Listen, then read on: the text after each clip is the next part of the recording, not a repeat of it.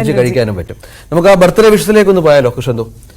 മുഹമ്മദ് ജസ്വിൻ, കേൾക്കാമോ മുഹമ്മദ് ജസ്വിൻ?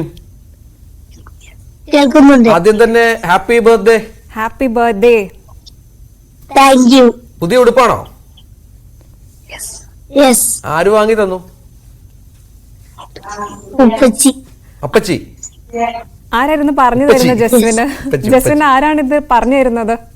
അടുത്ത ആരോ പറഞ്ഞു തരുന്നുണ്ടല്ലോ മറുപടി. ജസ്വിൻ വീട്ടിലാരൊക്കെ ഉണ്ട്?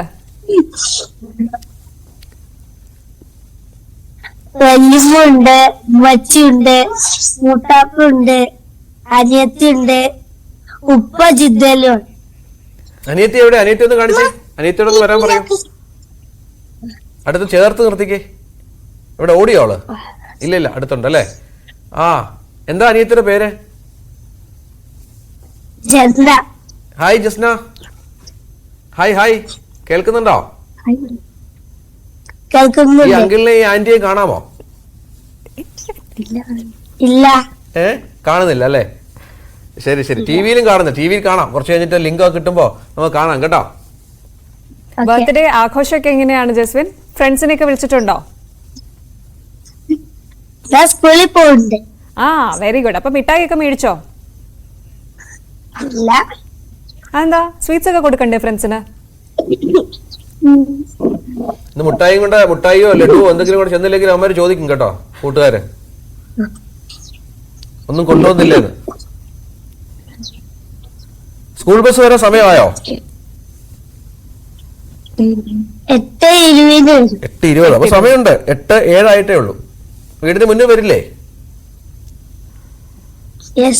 വരും. ആ, അപ്പൊ ഇന്ന് ബർത്ത്ഡേ ആയിട്ട് പുതിയ ഉടുപ്പ്. സാധാരണ യൂണിഫോം ഇട്ടാ പോവാറല്ലേ? അപ്പൊ ബർത്ത്ഡേ ആയതുകൊണ്ട് ഉപ്പ തന്ന പുതിയ ഉടുപ്പ് ഇട്ട് പോവാണല്ലേ? എന്താ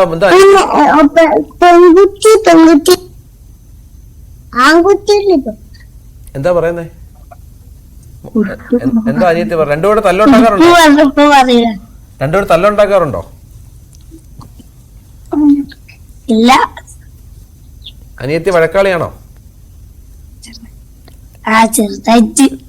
ചെറുതായിട്ട്.